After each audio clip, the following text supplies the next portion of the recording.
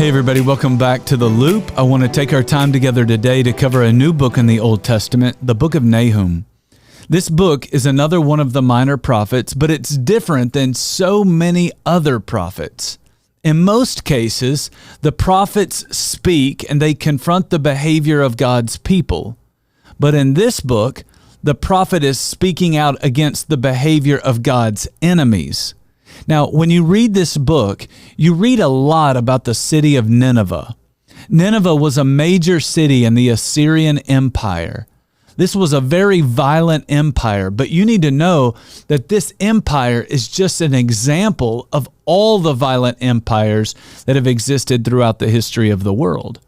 Assyria, Babylon, Persia, Greece, Rome, they all used violence to take whatever they wanted.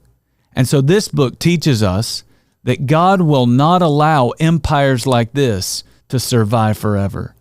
Eventually, he causes each and every one of them to crumble.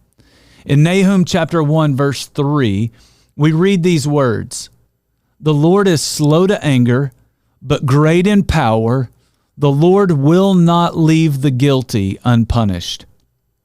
You read that and you look at these mighty empires and you think, who could ever take them out?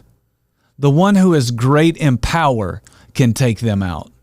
In verse 3, we read about a whirlwind and a storm that sounds a lot like a tornado. In verse 4, we read about the seas and the rivers drying up. It sounds a lot like a devastating drought.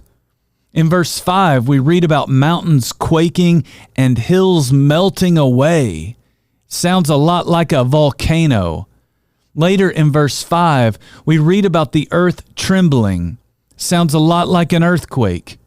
And in just a few verses, we discover how our mighty God can devastate a mighty empire. There is real hope for God's people. Evil empires will not last.